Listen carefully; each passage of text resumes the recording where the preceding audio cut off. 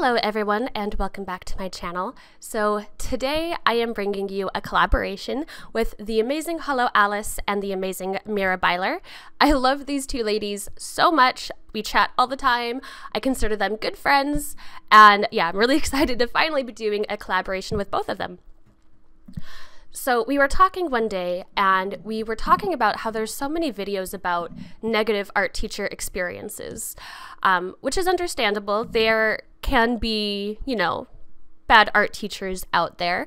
But we were also kind of commenting on the fact that there's not really many positive art teacher videos. And we all have had really good experiences with our own art teachers. So we decided that we would kind of shed some positivity in here and talk about good art teacher experiences. And I think it's good to talk about the good and the bad, so you get kind of both sides. And I know a lot of you are either in school or maybe going into high school. So I kind of want to tell you guys that not all art teachers are bad. Some of them can be really, really great. So if you've seen like all of these art teacher videos, don't worry, because good art teachers do exist. So that's what we are going to talk about today. And when you're done with this video, make sure to pop on over to Alice's and Mira's channels, because they will also be talking about good art teacher experiences. And we all decided to also paint something floral themed, because I don't know about you or about anyone else, but I am so ready for spring. Like, this is my first winter in Boston and it's been like snowing and cold and I am so not used to that. So please bring me spring. So like I said, go watch their videos where they talk about good art teachers and paint something florally themed as well. So I kind of feel the need to preface this video by saying I didn't quite go to a public high school. It wasn't quite a private school either. Basically, the school I went to, they call them technical academies, but that sounds a little pretentious. But basically, it's just a school. They had like a few requirements to get in, like a certain GPA, and then it was a lottery system to see who could actually get into the school. And the school itself was very technology based, so they had different classes that focused on like computer science or information technology or architecture, or in my case, I signed up for the graphic design classes. So the classes kind of focused on the technology side of things, and we learned classes that may not be taught in regular public schools. So anyway, the teacher that I'm going to be talking about today, his name is Mr. Gerhardt, and he was an art teacher there, and he was also a graphic design teacher. And funnily enough, I never actually had him for an art class, but I did have him as a graphic design teacher, and he also taught digital painting in a digital painting school, or digital painting club after school. So I went to his club, and then he taught my graphic design courses as well. The thing about Mr. Gerhardt is he was a phenomenal artist. He went to school to study illustration and I believe concept design, but he was an amazing artist. I remember specifically my first time going to his digital painting club after school. He was doing a demo, and he threw like a projector up on, and he was basically doing a live stream to show us some digital painting techniques.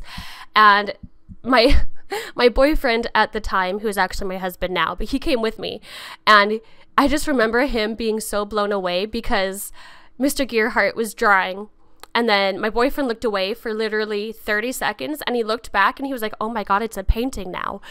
And it was just really funny. Anyway, but basically I just wanted to tell that story just to tell you guys he's an amazing artist, so he knows a lot about art. Also, because of his background, he knew a lot about the industry as well. So he was very well knowledgeable in different art careers and how the industry works and stuff like that. But because we were in a graphic design class, something else that he taught us that I think was very, very helpful was he kind of taught us how to have a business mindset. So when you are doing graphic design, most of the time you're trying to sell something or promote something. And I think that's a skill that a lot of artists lack, is how to sell themselves or how to promote themselves with a business mindset. So our graphic design courses were kind of focused around that. A lot of our projects, we would have like a pretend client that we would have to design something for. I remember one time I was given a restaurant and I had to design a menu for that restaurant. And I had to think of like the restaurant's needs, what kind of restaurant they were, and how to best promote their items through graphic design, and do so in a appealing, eye-catching, and creative way. So I really appreciate that he taught those kind of things to us, because I feel like it's a skill that a lot of artists lack, because a lot of them just have the creative mindset and they don't really think about the business side either, which is something that I think is very, very important, because you can be an amazing artist, but if you don't know how to market, if you don't know how to sell yourself, you're going to be a step behind someone who does know how to do that. So I am very thankful for him for teaching us that kind of stuff. And it really, really helped. Plus, he taught me a lot about Photoshop in general, and I use Photoshop for basically everything. So yeah, so it was very beneficial to learn that side of art as well. Plus, he would always have one-on-one conversations with us too. So we'd be in a project and he'd sit down with us every so often to check in and be like, hey, how's this project going? And we would tell him about it, tell him about our ideas, and he would give us really good feedback. And something that Mr. Gerhardt did that I really, really appreciated was he didn't treat us like we were high school students. He treated us like we were almost equals in the industry. So he would give us amazing feedback, and he would treat us like adults. So he would tell us, this isn't working, this is working, this is how you fix it. And it was kind of like a no-nonsense way of approaching things, but he also told us that he was sure that we could do it. Like, he really believed in us. And even if something was hard or if we were struggling, he would give us the tools we needed to fix something. He wouldn't hold our hands, and he would let us just do it. And he wouldn't sugarcoat things either. He was like, well, this is how it's done, and this is how you get better at doing this thing, so this is what you have to do. And I really appreciated that.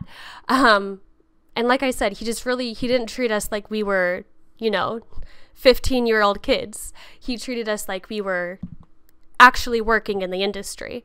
And it was really good practice and really good it was really good practice and really good for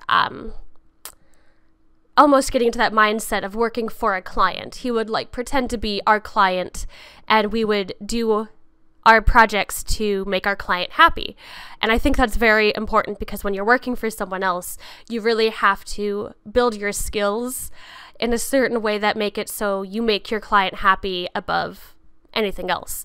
Like, you could be given a job that you don't necessarily like, but that's what your client wants. Your client's paying you, so you have to do this thing for them. So that was really important to learn, I think. And the really cool thing about Mr. Gerhardt, and this is kind of the story that I really wanted to tell, our first 3 years of high school in our graphic design courses, that's what we learned, is what I was talking about: how to deal with clients, how to market things, how to grow the business mindset of things. But in our last year of high school, our senior year, he kind of let us have free reign with what we wanted to do. And this was really beneficial because, we are graduating soon. A lot of us don't know what to do with our life. We're thinking about colleges and careers and what happens after high school. And I know myself especially, I was pretty lost with what I wanted to do. I know that I didn't really want to do graphic design forever. I didn't want to go to college for graphic design. A job in graphic design might have been cool, but it's not something that I wanted to make a career out of. I didn't want to do it for the rest of my life. So I was kind of having an identity crisis, because I was like, I've spent all these years learning graphic design and I don't know if I want to do it. So Mr. Gerhardt kind of let us choose our own projects for that last year of high school.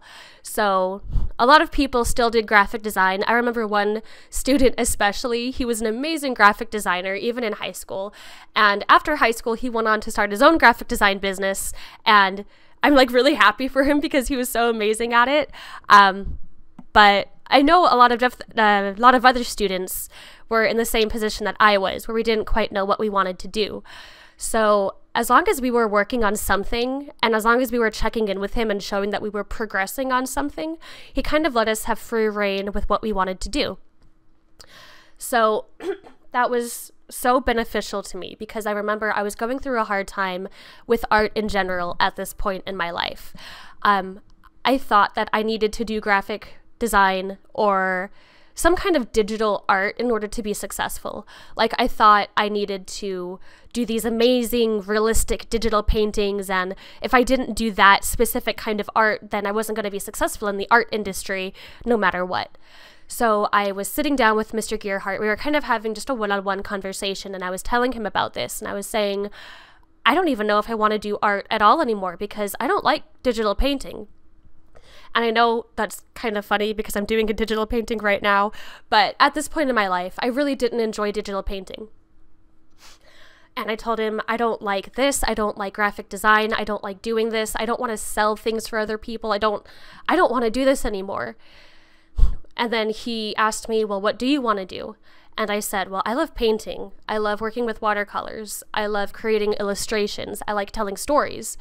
And he said, well, why don't you do more of that? And I was just kind of like, what? And he told me, do what you want to do. If you don't want to do digital painting, don't do it. If you don't want to do graphic design, don't do it. If you force yourself into doing something that you don't want to do for the rest of your life, you're not going to be successful at it, and you're going to grow to hate it, and you're not going to be happy.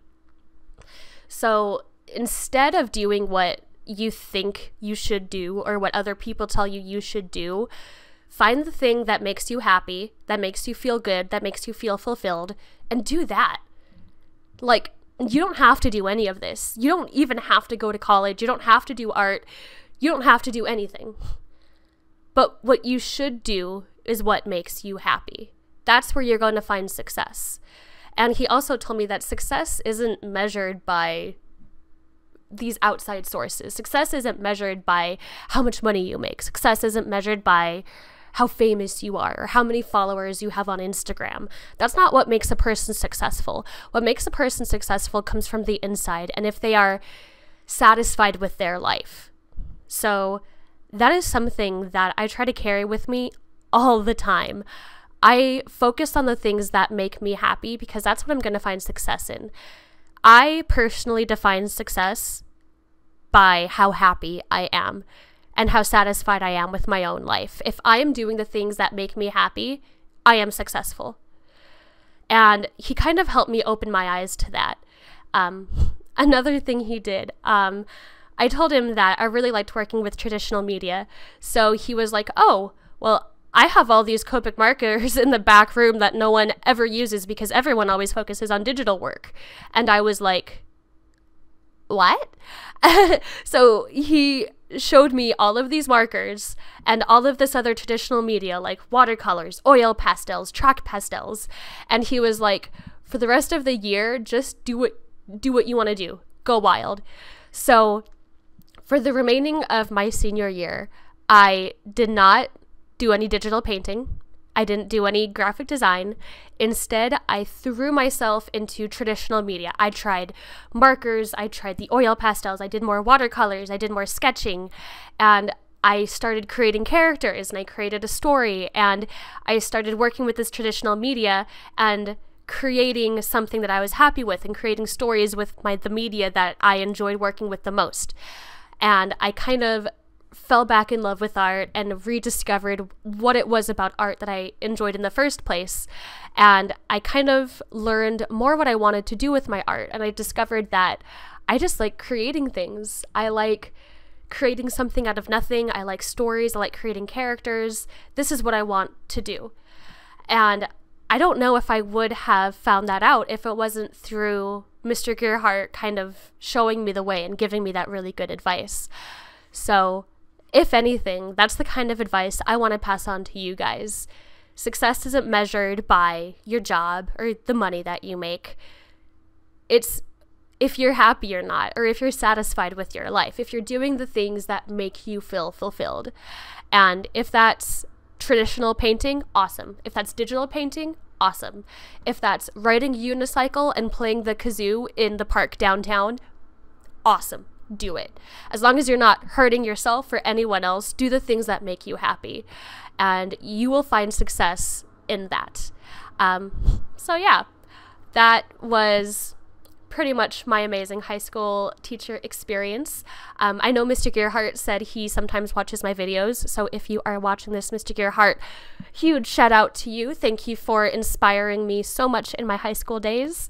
And yeah, I hope you guys enjoyed this video. If you are going into school or high school or even college or anything like that, don't be afraid, because good teachers out there do exist. And yeah, just go out there and do your best and do what makes you happy.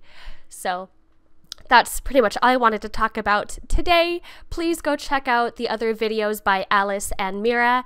I'm really excited to hear their stories about good teachers as well, and share the positivity. And if you guys have any stories about your art teachers that you want to share, please do so in the comments below. And yeah, that's it for this video, and I will see you guys in the next one. Bye guys!